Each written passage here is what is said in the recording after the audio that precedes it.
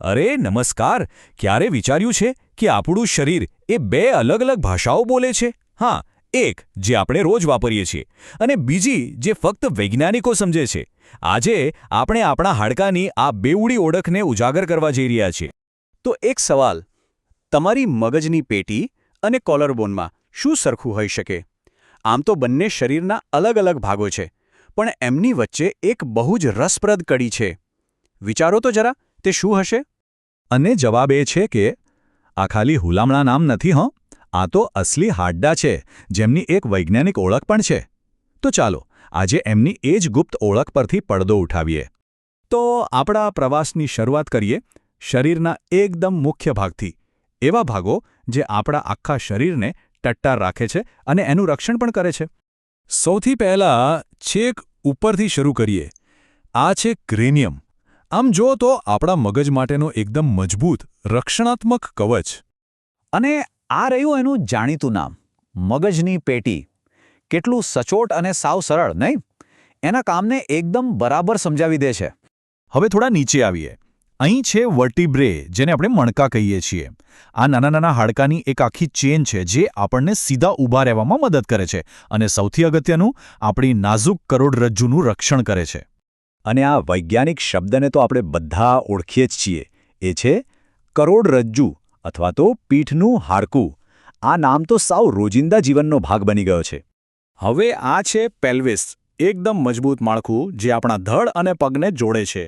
કહી શકાય કે આપણા પગ માટે આ એક નિર્ણાયક આધાર છે.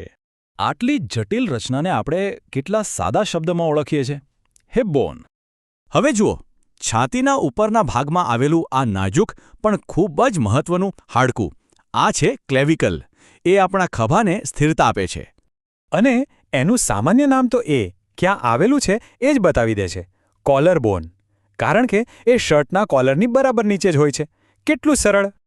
સારું, તો ચાલો હવે શરીરના કેન્દ્રથી થોડા બહાર નીકળીએ, આપણા હાથ પગ તરફ જઈએ અને એ હાડકા પર ધ્યાન આપીએ જે આપણને હલનચલન કરાવે છે. હવે વાત કરીએ આપણા શરીરના સૌથી લાંબા અને સૌથી મજબૂત હાડકાની, ફીમર. આ જ એ હાડકું છે જે આપણને ચાલવા, દોડવા અને કૂદવા માટે જરૂરી તાકાત પૂરી પાડે છે. અને એનું સામાન્ય નામ પણ એટલું જ સીધું અને સરળ છે, જાંઘનું હાડકું. પગમાં હજુ નીચે ઉતરીએ તો આપણને મળે છે ટિબિયા. આપણા શરીરનું મોટા ભાગનું વજન એ જ ઉપાડે છે, એટલે એની ભૂમિકા ખૂબ જ મુખ્ય છે. આ હાડકાનું જાણીતું નામ છે શિન બોન. મને ખાતરી છે કે આ નામથી તો લગભગ બધા જ પરિચિત હશે. હવે અહીં એક ખરેખર રસપ્રદ વાત છે. ક્યારે એવો વિચાર આવ્યો છે કે આપણા કાંડા અને ઘૂંટીના હાડકા વચ્ચે કોઈ કનેક્શન હોઈ શકે? એમની વચ્ચે એક આશ્ચર્યજનક સમાનતા છે. ચાલો જોઈએ. જરા આ જુઓ, કાર્પલ્સ એટલે કાંડું અને ટાર્સલ્સ એટલે ઘૂંટી. એમના વૈજ્ઞાનિક નામો કેવા સરખા લાગે છે, નહીં? અને એમના કામ પણ લગભગ સરખા જ છે. આ ખરેખર અદ્ભુત છે કે આપણા શરીરની રચનામાં આવી એક પેટર્ન જોવા મળે છે. અને હવે આપણા આ પ્રવાસના અંતિમ પડાવ પર, આપણા હાથ અને પગના છેક છેડા પર આવેલા હાડકાં, ફેલેન્જીસ. આ નાના નાના હાડકાં જ આપણને વસ્તુઓ પકડવામાં અને સંતુલન જાળવવામાં મદદ કરે છે.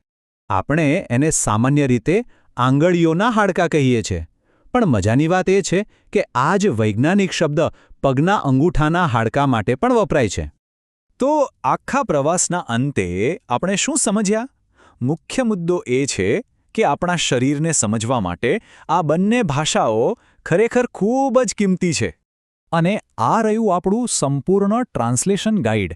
આજે આપણે જે પણ હાડકા વિશે જાણ્યું તે બધું જ અહીં એક નજરમાં જોઈ શકાય છે. આનાથી બધું જ યાદ રાખવામાં એકદમ સરળતા રહેશે. તો ટૂંકમાં વાત એટલી જ છે કે સામાન્ય નામો આપણને રોજિંદા જીવનમાં સહેલાઈથી વાતચીત કરવામાં મદદ કરે છે, જ્યારે વૈજ્ઞાનિક નામો ડોક્ટરો અને વૈજ્ઞાનિકોને ચોકસાઈ આપે છે. બંને સિસ્ટમનું પોતપોતાનું મહત્વ છે.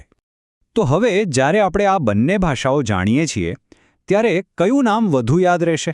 સરળતાવાળું કે પછી ચોકસાઈવાળું? આ સવાલ સાથે જ આપણે આજના વિશ્લેષણને અહીં જ વિરામ આપીએ છીએ. વિચારતા રહેજો.